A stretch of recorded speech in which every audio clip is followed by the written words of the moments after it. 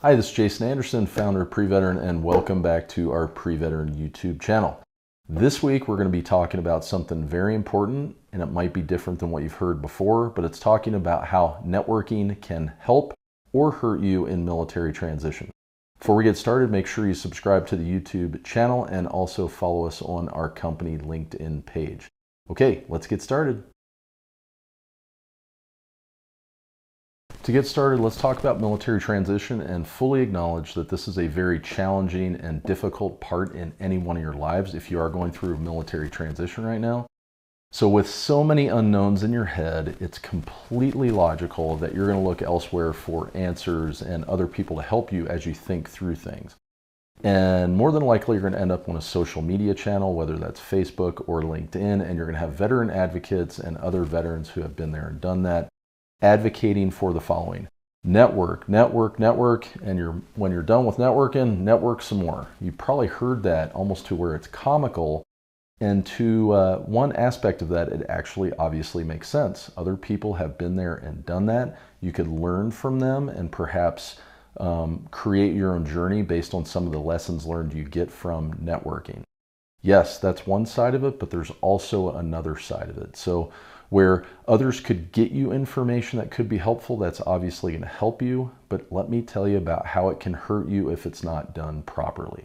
To tell you how it's going to hurt you, let me use a little vignette, and this might sound familiar to some of you, and some of you might have actually done this.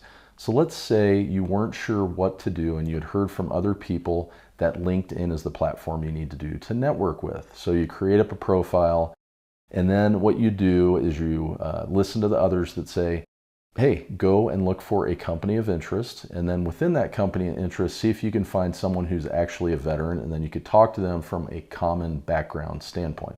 Of course, this makes sense.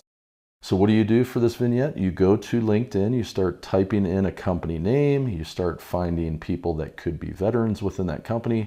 Eureka, you find somebody that is there and is a veteran. Bonus. So what do? You hit connect with them. And in there, you personalize your invite like you're taught. Hey, my name is blank, blank, blank.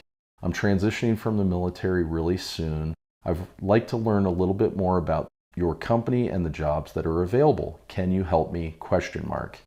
Enter, right? You feel good about what you've done, and in less than an hour, this person has gotten back with you, and you're now feeling excited. You're like, yes, this is very good. This networking is working very well. And this begins a IM conversation going back and forth that goes something like this. He was very excited, this individual, to get in touch with you. So what he did is he said, yeah, let's set up a 30-minute call. Here's my Calendly, or here's my calendar. Let's set up a date for 2 days from now for a 30-minute block. And of course you respond back with, sounds great, talk to you then. Okay, it's 2 days later now, and it's the day of the call, and you're excited for it. And next thing you know, the first thing you get on the phone call, you go through a couple minutes of pleasantries, and then this person from the company, his name is John, says to you, so how can I help you? And then you respond back to him, well, I've been looking at your company. It's come up a lot lately. I have some friends work there. Can you tell me about the jobs that are available in your company right now that might meet my needs? He responds back to you, have you been to the job boards and looked at the specific jobs lately? You reply back, no, but I plan on doing so soon. So with that response, the conversation then goes for another 10 minutes where you just have a little bit of small talk. You complete the conversation, hang up your phone, and then you reflect on what went on in the call. And you're happy and you're proud of yourself because you've put yourself out there like the advocates have told you to do so. And you got out of your comfort zone. And that is a really positive thing, but I want to give you another perspective perhaps you haven't thought about. And the other perspective is, what was the impression that you left with John, that person you talked to from the company of interest? And to be frank, it's going to range from forgettable of him thinking of you to more on the negative side. And the reason why is you came across, and you may not be aware of this, you were unprepared. You didn't know about specific jobs. You didn't have specific questions teed up for him to answer. So it was a little bit of just a wasted opportunity or a missed opportunity from his standpoint to talk to you because he wanted to help you. And that's another really important point to bring up is this individual who is a veteran does want to help you, but he also wants you to be prepared. So the other thing is you need to be made aware of is this world has changed and we all know it, but that person, John, who you talk to probably won't give you the direct feedback that you need. And what I mean by that is, there's no obligation on his part to go, hey dude, you kind of wasted my time a little bit.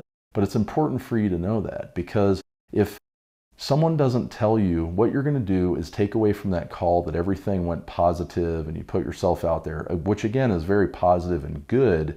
But the other side of that is you were unprepared, and more likely than not, the person you're talking to is not going to give you direct feedback and let you know. So the problem with that is, of course, you're going to carry that into the next conversation unknowingly. So for problems like this is exactly why we created Preveteran.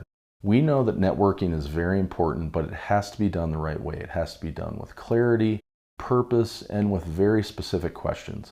And in fact, that's what we've done with our employment prep course, which is now available on the website.